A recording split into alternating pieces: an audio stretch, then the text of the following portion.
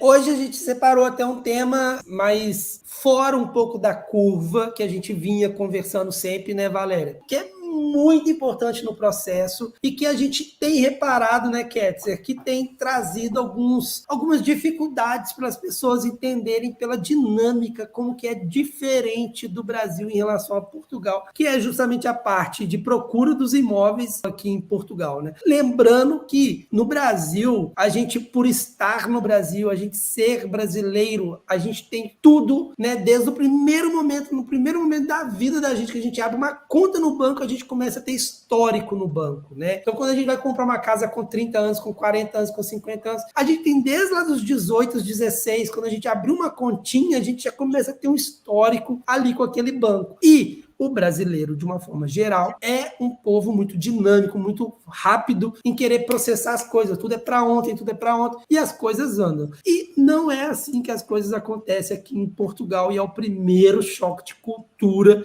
que nós brasileiros recebemos aqui na cara quando a gente chega em Portugal, né? Essa diferença de como que os processos são tratados. E diante disso, falei, vamos fazer uma live dando um pouquinho do parecer para as pessoas que querem comprar, querem migrar aqui para Portugal ou querem simplesmente investir em imóveis aqui em Portugal. Como que funciona essa parte para eles terem já uma ideia de que, eu sou corretor no Brasil, eu mexo com imóveis no Brasil, eu tenho imobiliária no Brasil, eu sei como é que o mercado funciona, e muitas vezes não sabe, porque as coisas aqui acontecem de uma forma muito diferente e não é arrogância da minha parte falar isso. Então, nada melhor do que trazer o Ketzer, que é o nosso gerente operacional aqui, é o meu braço direito, como eu falei. Então, ele vai trazer, vai enriquecer muito bem a live com a opinião dele, Ketzer. Bom, vamos lá. Eu queria, primeiro, falar que você foi brilhante na primeira colocação, que é o grande choque cultural,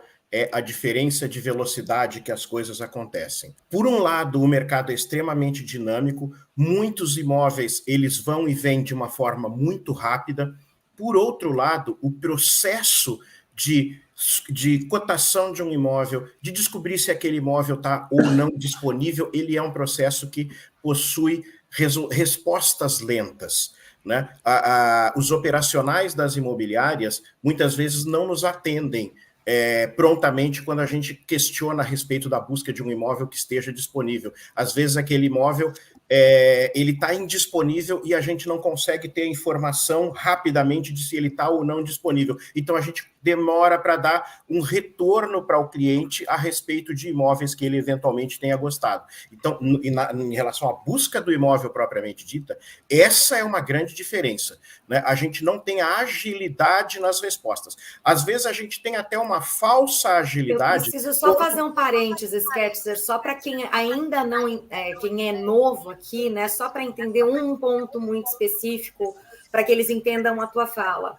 A Oliveira Imóveis, através tanto dos projetos Mentoria Minha Casa em Portugal, quanto do projeto Chaves na Mão, que é o projeto deles voltado para a locação, eles atuam em Portugal com os olhos do comprador, sendo uma assessoria imobiliária e não uma imobiliária convencional. Aqui tem ali uma lista de imóveis já prontos e disponíveis para serem oferecidos.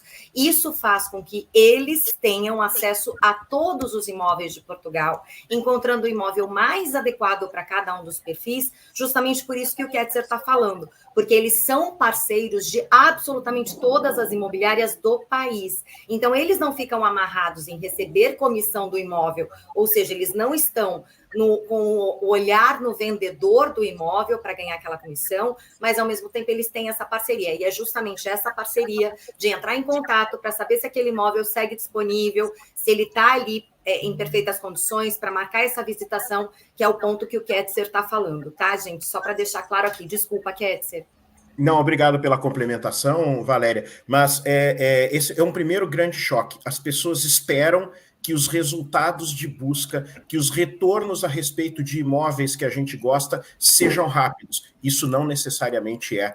E a gente tem uma dificuldade muito grande de ter os contatos, muitas vezes, dos bons imóveis. A gente tem a internet trazendo uma grande quantidade de imóveis que a gente pode enxergar, poxa, mas eu tenho aqui uma grande quantidade de imóveis, eu vejo que há muitos imóveis disponíveis. Em primeiro lugar, isso é uma ilusão de que há uma grande quantidade. Há muitos anúncios lá, que eles são anúncios que já não, de imóveis que já não estão mais disponíveis, mas que eles não são retirados, eles permanecem lá, ou de imóveis que já foram negociados, mas que o proprietário ou a imobiliária ainda tem receio de que alguma coisa não corra bem até a concretização da venda, então eles mantêm aquele imóvel anunciado para facilitar a movimentação. Tem imóveis que não são retirados do mercado para fazer aquele phishing, né, que é capturar a atenção do cliente para, eu não tenho, esse imóvel não está mais disponível, mas eu tenho outro para te ajudar. E isso dá uma falsa impressão de que há uma grande quantidade de imóveis à disposição. Essa é uma primeira grande diferença. E a outra é a dificuldade de ter um contato efetivo. Muitas vezes eu até consigo falar, esse imóvel, alguém vai te retornar, olha, eu vou te mandar aqui uma série de imóveis, mas um retorno efetivo, que me diga, olha, esse imóvel sim está disponível, ele pode receber uma proposta, ele pode ser visitado, isso é uma coisa que muitas vezes é lenta. De cada 10 imóveis que a gente vê disponíveis na internet, 4 ou 5 eles já não estão mais disponíveis. Os outros, a gente não consegue um contato rápido para obter retorno. São poucos os que vão passar pelos filtros da gente poder dar um retorno para o cliente. Muitas vezes é demorado, e isso o cliente no Brasil não entende. Tanto isso como, às vezes, a dificuldade, a demora na resposta de uma proposta que foi feita. Fala, poxa, mas o imóvel vem, eles ficam disponíveis e indisponíveis em pouquíssimo tempo. Eu estou perdendo tempo. Mas é assim que funciona. É assim que funciona. Os imóveis, às vezes, não vão servir para a gente, é por isso que a gente tem que ter um trabalho especializado de saber os imóveis que buscamos, de saber os timings de negociação, e muitas vezes a gente apresenta para o cliente opções de imóveis que são mais certeiras, aquelas que a gente já consegue filtrar antes dele perceber, antes dele começar a busca dele, e a gente apresenta para ele, olha, esse imóvel, ele realmente está pronto para ser visitado. Então, sempre esse imóvel tem que ter uma atenção maior. E, às vezes, isso confunde as pessoas que estão na busca de um imóvel, porque ele vê uma grande disponibilidade, ele fala, mas eu vi muitos outros, esse que você está me apresentando nem é o que eu mais gostei.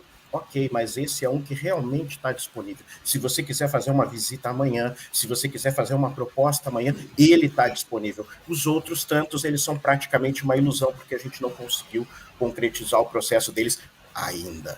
Exatamente. A ideia do phishing é muito utilizada aqui em Portugal, é uma coisa utilizada também no Brasil, mas que no Brasil, pela dinâmica, a gente às vezes não percebe tanto, e que aqui em Portugal é muito claro esse tipo de trabalho, né? A gente liga nos imóveis, a gente procura saber dos imóveis, e as imobiliárias falam, não, já vendeu esse daqui, já alugou esse daqui já está reservado, mas eles nunca encerram o assunto, né? Eles falam, olha, esse daqui está reservado, esse aqui já está vendido, esse aqui está assim, assim, assado, mas eu tenho esse outro aqui.